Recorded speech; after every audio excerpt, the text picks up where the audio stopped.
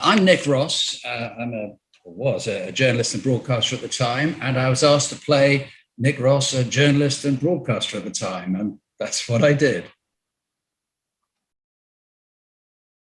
I could remember how I came to be in Are You Being Served? I suspect it was a rather banal thing that, I had an agent at the time. Somebody contacted the agent contacted me and said, do you want to do this? And I think it was just sort of a thing that was patched on to existing commitment somewhere. And lo and behold, 30, 40 years later, it's become one of the things I seem to be most famous for, extraordinarily. Before I agreed to do it, I wanted to see the script, want to see what I was supposed to be doing. And essentially, it was like this. Mr. Spooner, I try to remember his name. Was it Bert Spooner, something like that? Bert Spooner was one of the people who was in the shop, but eternally late. And they were going to fire Mr. Spooner. But it turned out that at the staff, they'd had some sort of talent contest. And Bert Spooner had been a really good act, backed by a lot of the others in men's and women's clothing. And at the point where they're about to fire him, or I can't remember, perhaps demote him as a lift attendant or something like that, a record company had a talent spotter who was at the staff show and signed him up for a record contract. And the story went that then the local news, TV news, wanted to interview Spooner. And I thought, well, why doesn't he do the record, which was Chanson d'Amour, live in the local TV studio? So I was the TV anchor. I was the host who welcomed Bert and the ensemble into the TV studio. And there, predictably, the whole thing went completely wrong. He lost his voice. Whoever it was queuing up a record, which was a backup, put it on a double speed, and the whole thing finished in complete farce. So far as I can recall, and this is a long, long time ago, it was done at Television Centre in Shepherd's Bush, which is where almost all the programs that I did at the time came from. So I was doing breakfast television at the time. I was doing a crime appeals show, Crime Watch. I think I was doing a law program called Out of Court, Man Alive, all the sorts of stuff I was doing on TV. Nearly all of those were coming out of Television Centre anyway. So it was simply a matter of going from one studio into another studio. Except I must say this one was rather more fun than our news and current affairs ones tended to be. As far as I can tell, remember, there was no live audience. It was just us in the studio. Not you, a heck of a lot of us, because the whole cast, there were lots of technicians. There was a whole bunch of people there. And it was, I can't recall if it was all done as one continuous run, because a lot of the stuff, even if it's recorded, is recorded as live, as it were. I can't even remember if we did 2 or 3 takes of it, or whether my little bits were done separately. But as far as I recall, it was one take. I mean, the whole thing. So, obviously they'd rehearsed this pretty well, and the whole thing ran as a single take.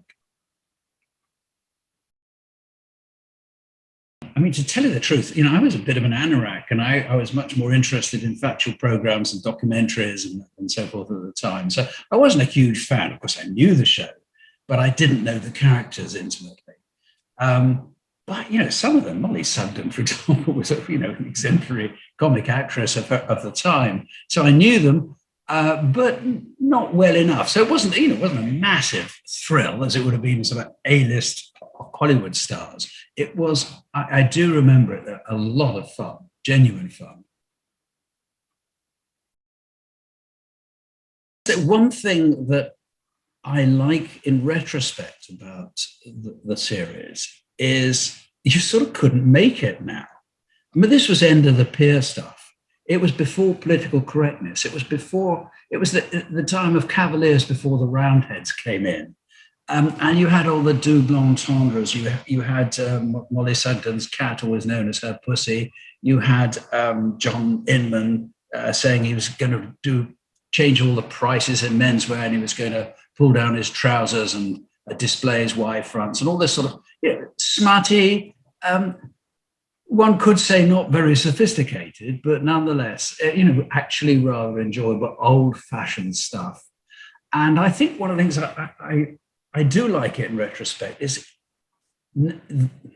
it was probably rather stale at the time, actually. I mean, I don't mean to be unfair to Jeremy Lloyd and David Croft, who wrote it, and they obviously wrote it brilliantly, but it wasn't particularly original at the time. Looking back, though, what should be stale has a sort of freshness because you couldn't do it now.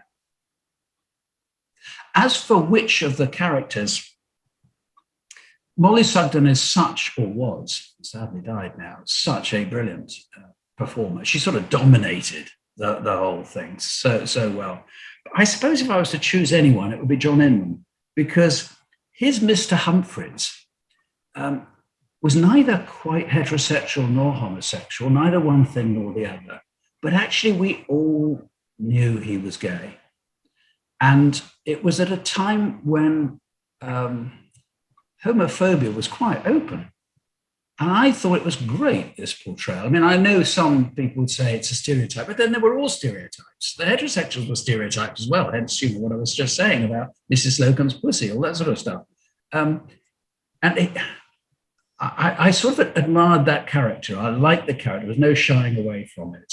Again, I think it'd be hard to do that today. I don't know, maybe it wouldn't. But I suppose if I had to choose one, it would be John Inman. Yeah, the truth of it is, if you make a guest performance, it's not a big deal for them and for the cast. They've got this huge process, this oil tanker, as it were, that's surging through the oceans, and you just pop in on a little boat and a launch and then disappear again. So I never met Jeremy Lloyd or David Croft. Admire them, though I did, but they weren't there at the recording. Or if they were, I certainly didn't see them there. With hindsight, I rather wish I had, because, of course, the episode I was in, by chance, I don't think I killed it, I hope not, but it was the last, as far as I know, the very, very last of this long-running series. So I wish I had met them, but I didn't.